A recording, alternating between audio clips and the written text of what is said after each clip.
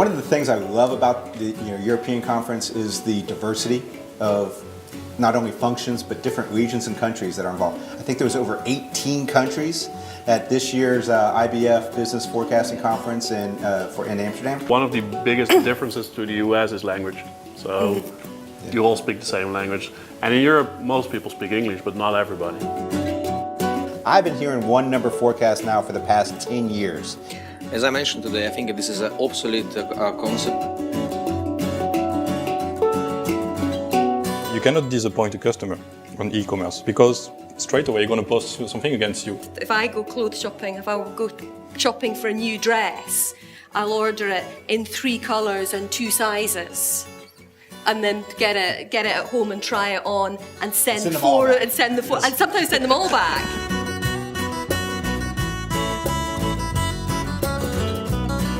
When you go to Germany, each single city is having its own specialty. When you go with this industry, it will be more cars for Stuttgart, for example, or Munich. Hamburg is known for being the big logistics center.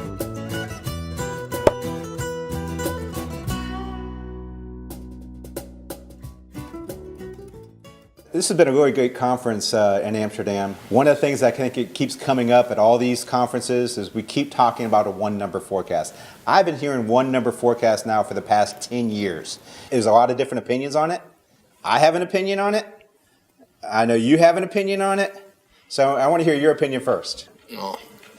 As I mentioned today, I think this is an obsolete concept. We can still speak about one set of number rather than one single number. At the same time, I think there is a value in the S&OP of basically showing a few different numbers and having a discussion of the gap between them. What is the source of this gap? How can we close this? So you effectively welcome to look at one set of number, but never to one single number. What do you guys think? I mean, one number is one answer. Then you give some kind of a decision to the executive with your recommendation. For us, this was somewhere the limit of our role. We feel we are doing a bit too much in giving just one number. I rather like more to share the extensive and holistic view of all the risks we are taking, from having nothing done to something very extremely done. It's more complicated when you give to someone the choice and a view on the risk they are taking, rather than coming with a recommendation and one number. I'm not saying that we don't do scenario planning and don't identify risk. That's not what I'm saying with one number forecast, but we at least need to have a one number attitude, don't we? I prefer to think of it as lining up around one plan rather than one number, which might have a couple of different numbers underneath it. So not the range forecasts and the risks. So my thought of it is often is aligning up where you've got a promoted business commercial numbers with the supply chain numbers. We can do a great statistical forecast at SKU level, but when you start to try and layer on individual account numbers, that can get complicated and they want a different baseline. So actually, let them have their baseline and I'll take the uplifts and we'll pull it together. So we're all lining up around the same plan, but commercially for their revenue planning, they may have a slightly different number. So you and can I'm cool with that. You can tie the plans then. I mean, so we still have a one number attitude going on in the organization. I'm fighting for this one. Because I think when you have that one number, it's driving the rest of the organization. It drives the financials, it drives the operations, it drives marketing. So you're all operating off the same assumptions or plan. So you know, if I'm going to add inventory because I have a different number, I know why I'm adding the inventory and I made a decision to do that. That goes back to be able to do that, I have a single number or attitude towards a plan. The only thing I have trouble with is incorporating financial numbers into the supply chain number, if you like. So the risk is that you have a target and you start producing against a target rather than. But you're not producing against a target. You have a target. You're producing against an operational plan. You can still tie these two plans together. So there's still a bridge. And from a financial, if you're going to report something to the street, I'm a publicly traded company. We're reporting something to the street. Yeah. That plan, I know we're going to be able to hit based on forecast, based on capacity, based on what I'm going to be able to deliver. I know I can hit that. I may want to present something else to the street financially because of this. Once again, it's still a bridge to a one number. No, but then we agree. But then you leave it separate, but you bridge it. Yes, but you have different. I can But go I with think, that. Fully agree. but when people talk traditionally about one number, they mean the one number that serves Only one. all of the parts Oh, no, of the you can't do business, and you that. take the. And But this is that, the but that's target. actually what people and they try to do. So I worked with a large business recently, in pharmaceutical, where they really try and do that, and because because it drives into the financial, we have a classic example of precisely wrong rather than roughly right, because the finance guys are adjusting every dollar and cent, which creates a terribly complex process and doesn't add any value to actually getting the supply chain decisions right. This is the biggest problem with this terminology one number, because people don't know what stands behind. So if you speak to finance, they believe it is a target, and so it's just one number. That's Yeah. it. Because in their mind, they have a target, and there is nothing else. So each and every second number would be a second number. So then the only way to have it one, it has to be exactly on the target. That's why it's not the problem with the concept itself, but how it's being explained, how it's being understood, and then how it's being played. That's why I prefer to call it one set of number or one plan. That's fine, but one number, it's like very dangerous. So I keep saying one number attitude, Yeah. but it could be one One plan. We can go with. I think we're talking the same thing. Yeah. We're bridging, Yeah. coming to. It's a little bit of semantics, but it's just back in the old days when I was first talking about one number in the 90s, it really was one number. So it was forecasting everything at account level so that it could then be cashed up and added up so that there was one number. And so some of the traditionalists like me that make the distinction, because when you say one number, that's what I hear. Forecasting at account level so that you can have the right revenue for all the promotions priced up, to cash it up, to have one number, one volume. Historically, our field has worked on precision, getting a number, and as close as we could. Where accuracy is really about it's going to be in this range, and there's really a difference. I think we need to start looking at that accuracy more so than the precision is and that comes to that range of numbers or multiple numbers is really that accuracy, because we know the precision point forecast isn't going to be right. And when we operate a tire supply chain or company off that point forecast, it's going to cause problems. We basically know it's wrong. We try to do it to be less wrong as possible, and you're fully right. The range is the important information, and what gives the most educated decision. When you know which range of risk you are giving with your number, even if you want to give just one, it has to be coming along with a risk. The phase out of this meeting, of S&OP meeting, is a decision, and this decision has to be one number, because this is triggering operation, is triggering actions of people. And then we are not guessing anymore of what can be the future, what are the possibilities. So this is a guidance, this is one number. But as an input, we need really to know the range and the risk we take. Yeah, and I think that's I haven't seen a lot of good S&OPs really incorporate that range well. I mean, the limited number that I've worked with, but they still come in and really talk about point. They have difficulty integrating range forecasting into an S&OP process. I mean, are you guys seeing? No, yeah, I think that is when you translate it to business. We try to go for a number for where we land more or less. And on top of that, we see risk and opportunities that will materialize or not. And we want to discuss on what do we expect of the opportunities, and do we need to do something with it? Do we go from a opportunity to materialize it into something real, a scenario maybe, or do we take it into the forecast? So rather than having a range, we look more at risks and ops. It takes time. I mean, it's not because you have the result that the people will adopt this point of view. It's complicated, it's challenging, and might be a question of generation as well, where people like to have a final product delivered, because even the range maybe is not something it's easy to evaluate, but it's not always even accepted to receive this information, as there is a range of risk that my forecast is wrong, or is right within this range. It's not what I say, not wrong, but right within this range. But I think it also depends on the business that you're in as well. So in some businesses, and the way that you execute the rest of the supply chain, a range can be more important. Yeah. So, a long time ago, I was planning biscuits, and the range forecast was important because we had to place the order for the tins for Christmas in February. So the point and range for the tins, for the Christmas biscuits, was important because there was a hedging 20% upside on managing tin. Wow. So I think it also really depends on the kind of thing that you're forecasting and how the impact goes downstream.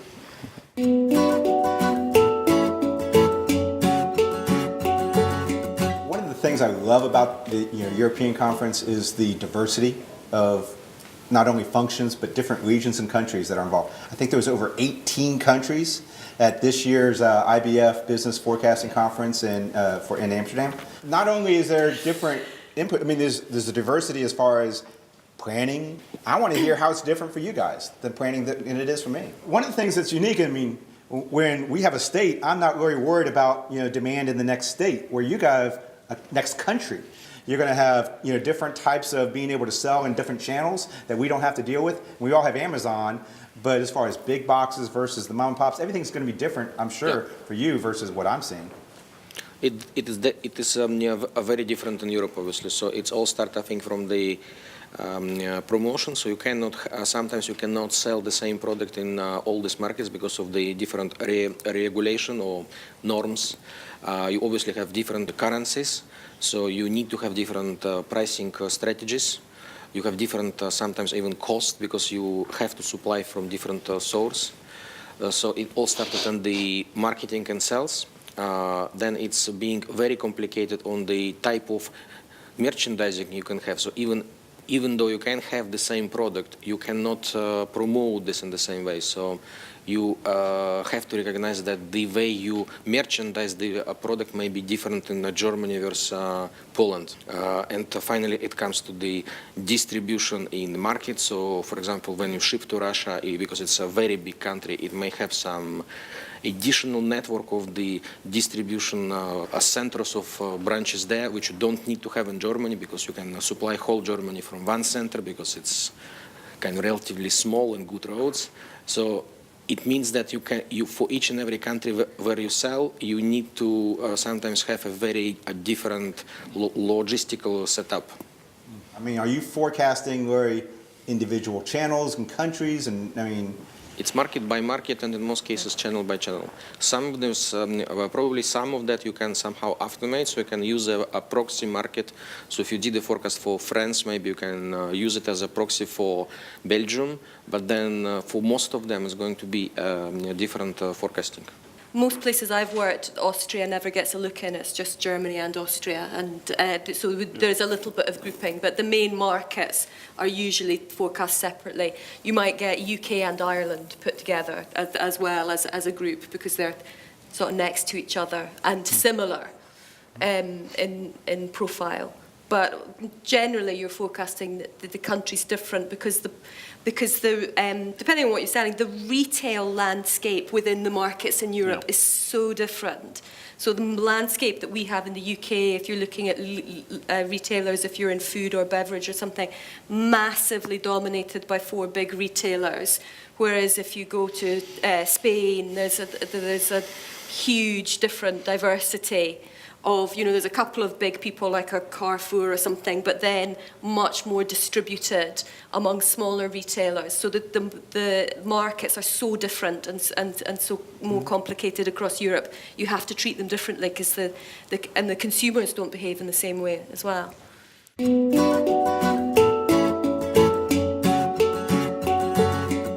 want to talk about talent management and talent because back again in the States, I mean, if I lived in one state and I want to work in another, I just go across and I start working. Is there, as far as, is there hubs for talent? Because there's certain cities where you can get all the talent in the States. Is there certain hubs where demand planning, you can find that talent? And are you relocating them to where you are? I mean, how does that work? So it depends on which country. I mean, there's some of them are very centralized. I mean, take the example of most places I know. France is everything in Paris. A few locations are having Toulouse for the aeronautics. Southeast can be turned a bit around pharmaceutical and medicines. But the basic, it's when you go to Germany, each single city is having its own specialty. When you go with this industry, will be more cars for Stuttgart, for example, or Munich. Hamburg is known for being the big logistics center and the largest harbor for. This is very different typical culture of centralized and federal countries. They have political organizations which are different, and then it reflects in the way the people are somewhere living and focusing the workforce in different places. So is it hard to find talent? Is there, I think there's also, well, so far we can still work everywhere in Europe, not for long for us guys. But I think there are European talent hubs where they coalesce, because there's a lot of sort of centres of excellence. We're here in Amsterdam because there are a lot of, for various reasons, a lot of organisations headquarter in Amsterdam. So there is a talent pool of demand planning and supply chain in Amsterdam, but also there's a fight for it. So it's really hard to retain talent in Amsterdam because there are so many employers fighting for it. You can list a whole bunch of the US companies, and Nike and Starbucks and folks who all head office for Europe in Amsterdam. So there's a lot of talent, but there's also a lot of demand for that talent. And in the UK, mostly it's sitting in London. And for sort of customer services and things like that, there's a lot of people hub in Budapest. So there are within Europe where people centralise services to a degree, I think. Yeah, I agree. You do see that, and I think one of the biggest differences to the US is language. So you all speak the same language, and in Europe most people speak English, but not everybody. And if you go to demand planning function where you need to have a lot of interaction with sales and field sales, that's an area where you might find people that don't have a really high level of English. And then it's more important to speak the local language. So there you see differences existing.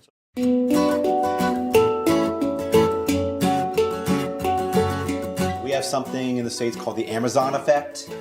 I don't know if it's came over here, but it's definitely growing. It's becoming more and more dominant of how we need to do business. Is e-commerce, multi-channel, omni-channel, is that really starting to impact? I mean, you're shaking your head as well. I can't remember the last time I went to the supermarket because they bring it to my door. It gets delivered, and I go onto the website, and they've remembered what I ordered last week. And if I forget to order something, they remind me when I go to check out, saying, "Don't you normally buy this?" And I think it hits other retailers. You have to be able to return things for free if you order them online in the UK. So quite frequently, I think it hits clothes. If I go clothes shopping, if I go shopping for a new dress, I'll order it in 3 colours and 2 sizes, and then get it at home and try it on and send the photo and sometimes send them all back. The thing that we're struggling with as far as for the Amazon people who are selling is if you're in the box, if you're not in the box, they're going to price match. Walmart.com and Amazon starts getting into a fight. They end up, the price is automatically dropped and you don't know it. So you're getting this. All these things that are out of your control at some point are impacting your sales. Yes. Or the other way to look at it is how much of it is in our control that we can start manipulating to make sure we're in the box, make sure we have next day delivery. It's kind of a double-edged sword here we're dealing with this new giant. You cannot disappoint a customer on e-commerce because straight away you're going to post something against you.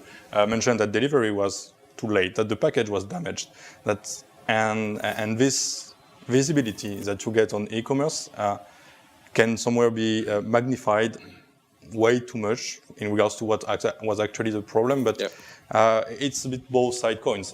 It can be very good for sales, you can try to manipulate it, but it can come to you back as a boomerang and completely destroy all your strategy.